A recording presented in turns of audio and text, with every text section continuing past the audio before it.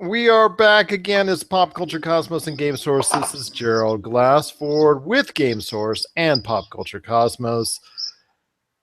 Good friends as far as it's concerned, all over the place. In fact, I have one here today with me on the line right now. It is the president and CEO of Mario Party Wars. He is Salvador Villa. How are you, Hey my friend? everyone. I'm good, Gerald. Hectic Now, with school and everything, but overall it's been great. Now, I will let you explain to everyone out there. I've tried to explain over the past couple episodes and whatnot what Mario Party Wars is all about and why people should go ahead and follow you guys. But at the very end, I'm going to let you guys go into detail about just exactly what Mario Party Wars is all about. But I wanted to talk to you more since you are also an expert on the rise of board gaming, because board gaming in the past, in recent years, has skyrocketed as far as to become a major part of pop culture. And it is no longer just those years where everybody just bought a Risk, a Monopoly, a Parcheesi, Yahtzee, and then that was it. It is something now that's branched out into all levels of as far as explosion in retail shelves, even beyond what I played as far as Dungeons and Dragons as well, moving and beyond that. I'd like you to explain more to everyone out there just what is available on the market and some of your choices as far as the best that board gaming has to offer right now. Yeah, sure. So, I mean, board games have been around for a really long time. There's a really good store here in Las Vegas known as Meepleville. And so if you ever get the chance to and you want to buy board games, I recommend that store as probably the top one to go to. But yeah, board games have been around probably, I would say, anywhere between the 1920s to the 1960s when they first started. And I mean, there were a lot of unique games back then, mostly relating to stuff about war, as I found out, because they actually, Meeple has a really interesting historical shelf of games that were made back then. But then it got, to more stuff like Monopoly and Yahtzee and some of the more classic games that families could buy and families could like have fun playing with. And it was just something more, you either played it or you didn't, because it wasn't really something that anyone considered popular or mainstream. No one was going to really advertise it unless you actually were like a part of that circle. But over, I would say within the last decade, it's definitely been around this time that board games really started to get popular, specifically with the help of the popular YouTube and now an actual more of a community, Geek and Sundry, with their show Tabletop, starring Will Wheaton. It was around that time when their popularity began with that show that all of a sudden board games really started to become more of a mainstream thing. Retailers like Target and eventually like Walmart and Amazon started coming into the way, getting their own shelves to provide games like Pandemic, Munchkin, what other games?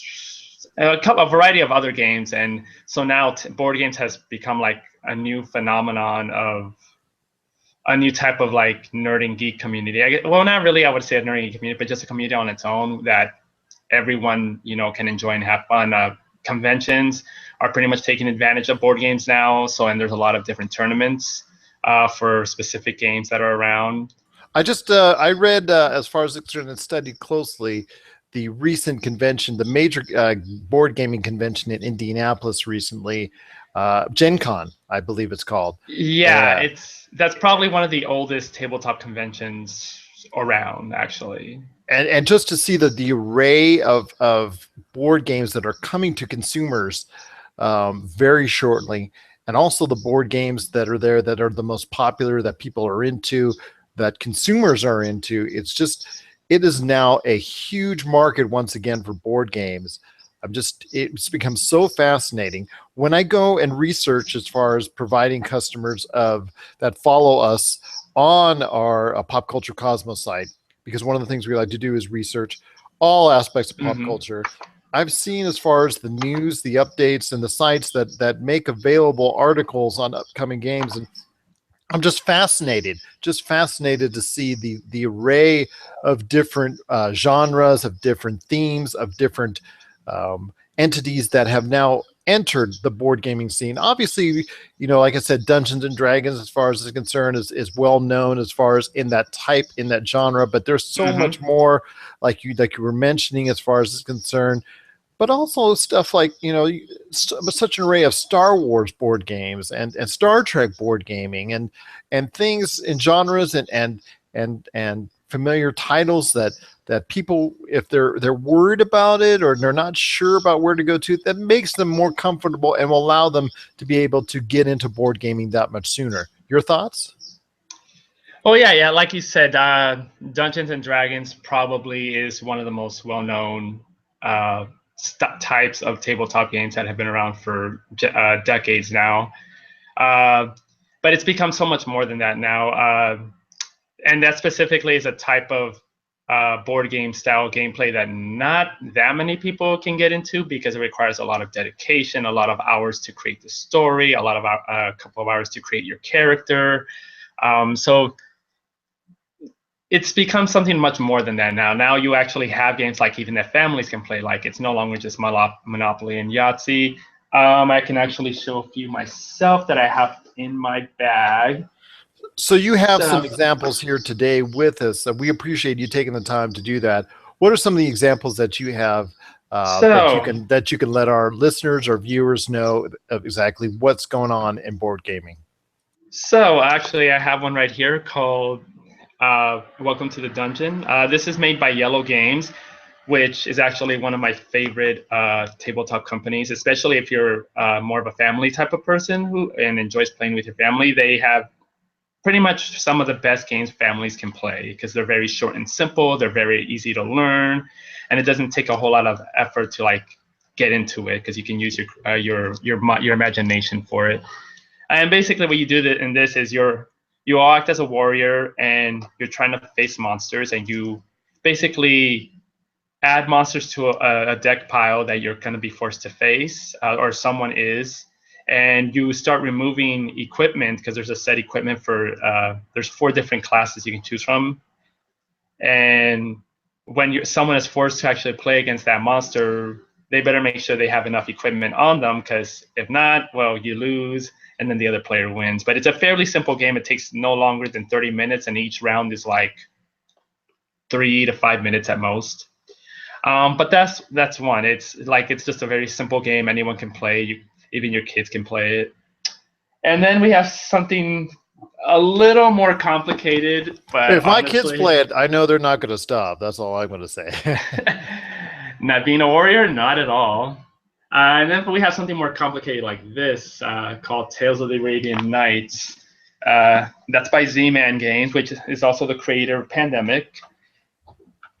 And that one, it's a storytelling game. You go around the board exploring the vast world of Tales of the Arabian Nights, and it actually has a giant story filled with different scenarios that you actually play out, and you make decisions based on what the story leads you into. So you can come to good fortune and find magical abilities or different traits or something, or so you'll get like a burglar and he'll probably break your leg or something, and then you're going to be injured. It That would really probably, varies. with my luck, that would happen to me. I can assure you right now, that would definitely happen to me. It greatly depends because you have different traits as your own character, and those traits can either be good or bad depending on the scenario. My luck, it's been both ways. I've had some really good luck, and then I've had some really bad luck. But I mean, overall, the game is really fun. I mean, it takes about 3 hours with an experienced group, or about 6 hours if you need to teach someone because it has a lot of detail in it, and you even have to create your own rules because the wording on some of it is very complicated. And that's something I wanted to talk about more as far as people may have shied away from board gaming because of sometimes the time that it takes to have a quality experience. What do you say to those that might be apprehensive into getting more into board gaming? Well, the way I would go is start off small. If you really don't know what you would want to play and you're hesitant about wanting to start off, either ask your friends or go to a local tabletop store, or even just ask like on a forum or something, what are some simple but very good choices to play. And you'll probably get a lot of stuff from like Yellow Games, maybe a lot more from independent developers, because there's actually a lot of indie developers, just like in the video game industry, for the tabletop industry. And when they get chances, they go to a lot of conventions and show off their games. And most of them are family friendly. So start off, I would say, do your research, and then once you get comfortable, purchase your games. And if you're really into it, you can go into more complex games, whether like teamwork or just much longer versions of games. But anyone can start off in whatever preference they want. There's so Mhm. many different areas to play now, that it's just an endless possibility for anyone.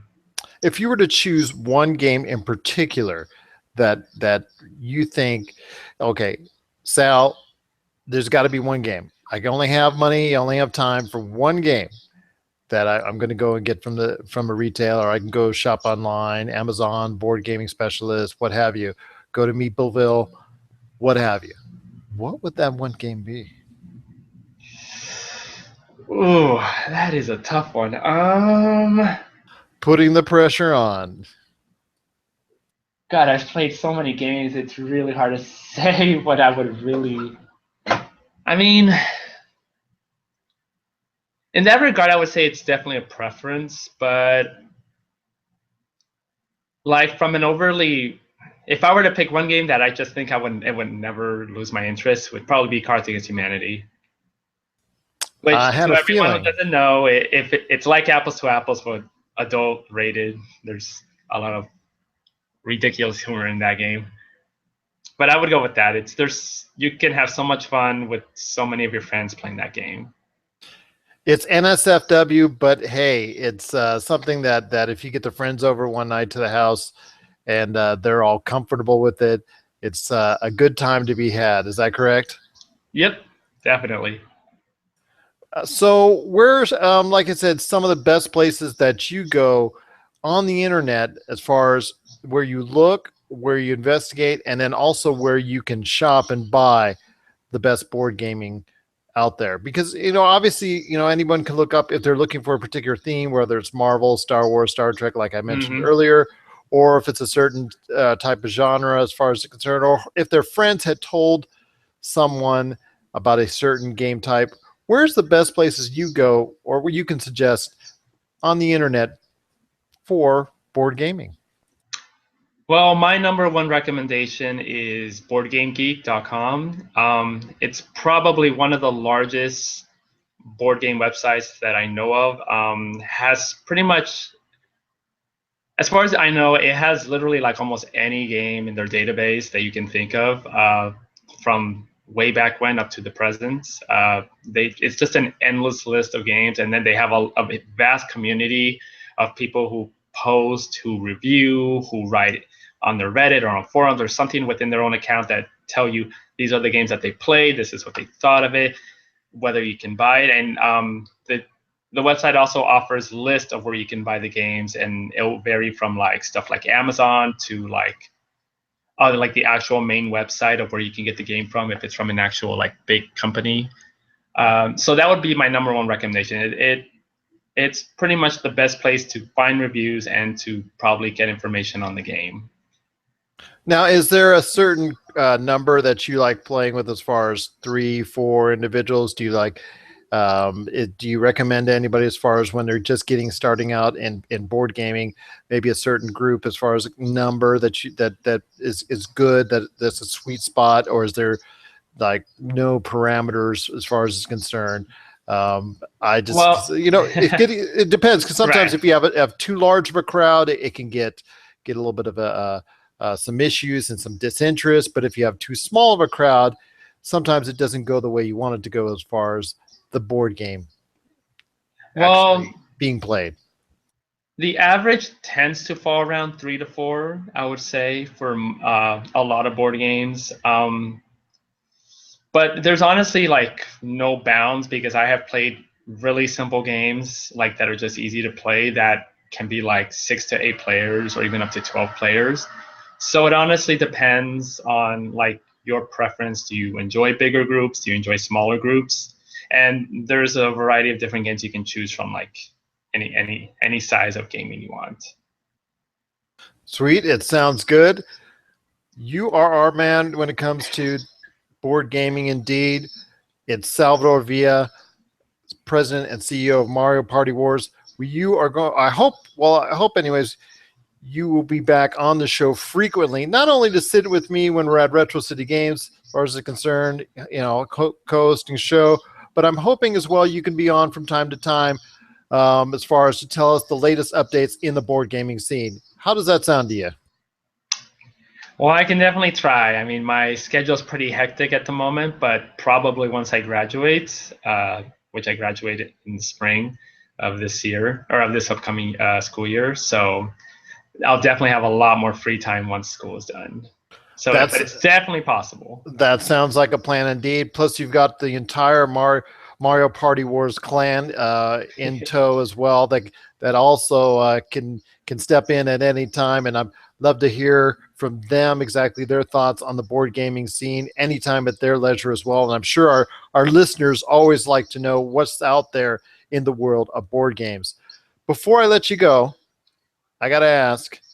Mario Party Wars. I've mentioned it on the air each and every week right here on Pop Culture Cosmos. Tell us a little Mm-hmm. more, since you are the man behind Mario Party Wars, about the great team that you have and also exactly what Mario Party Wars is all about. Well, first off, I'd like to at least thank you for your support and always giving us shout outs and everything. We definitely enjoy that from you guys. But to answer your question, Mario Party Wars is at the moment it's a student gaming organization, and we have two main goals. The first one is what makes us stand out. It's our Mario Party tournament. So if you enjoy Mario Party, you play against other players through a series of 10 rounds, and each one will have its own gimmick or not a gimmick at all, depending on what we're doing. And if you can qualify, we have the top 9 during the summer reach the semifinals in June, and then the top 4 in the finals in July, where you can win cash prizes and other cool stuff. Currently, the winner gets $250, and we're hoping to definitely increase that amount next year for sure with the way things are going so far. But besides that, we are also all, for the most part, nerds and geeks at Mario Party Wars. We like the culture there, whether it's sci-fi or anime or movies, comics, whatever you name it. We all have a lot of similar interests in those areas, and so we promote that and try to build our own community out of those interests. And then we host a variety of different events that cater to those interests and can vary from, we've hosted concerts in the past, we've hosted stuff like International Tabletop Day for March. We've done large scale game nights, among other things. And then we're always like giving away prizes. We're always trying to come up with new ideas to either give back to the community or just how to better ourselves and become a better community as a whole. And so we're really proud of what we do. All of our hard work always pays off. We always get so much support from everyone. Well, that's great to hear, my friend. And I know Mario Party Wars has always embraced me, whether it's Game Source or Pop Culture Cosmos, as far as it's concerned. You guys have always been supportive. You, Larna, Yelthin, and the entire crew has been just a tremendous help as far as helping get Pop Culture Cosmos off the ground and here each week right here on the Podcast Radio Network, and also as well Pop Culture Cosmos at WordPress.com. Just appreciate what you're doing for us. How can people interested get a hold of more of Mario Party Wars? Well, for anyone interested in finding out more about us, you can check out our website, our Google website. So just type in Mario Party Wars on Google. It'll literally come up. We actually come up very easily now. But you can also find us on Facebook. You can find us on Twitter, Instagram. We do live streams actually on Wednesdays and Thursdays. Currently, my VP is playing Super Mario Sunshine for Wednesday, and on Thursdays they do first-person shooters. So at the moment they're playing like Overwatch and Halo. So yeah. Oh, that's very nice. That's very nice. But yeah, Well, you can pretty much find us on any social media medium And almost. they're on Twitch, right? Correct, on your Twitch Yeah, channel? Twitch, and then we upload them on YouTube. Sweet. So you are guys are connected indeed. So once again, that is Mario Party Wars. Follow them on Facebook, Twitter, Twitch, and YouTube. Again, Sal, it's been a pleasure having you on the show, and hopefully you'll be able to come back on many more times, telling us and giving us the latest exactly on the board gaming scene. It's my pleasure. Thank you for your time. Thank you. And up next, we are going to be talking about more about video games, films, TVs, comic books, and more pop culture right here on the Pop Culture Cosmos and Game Source. Awesome.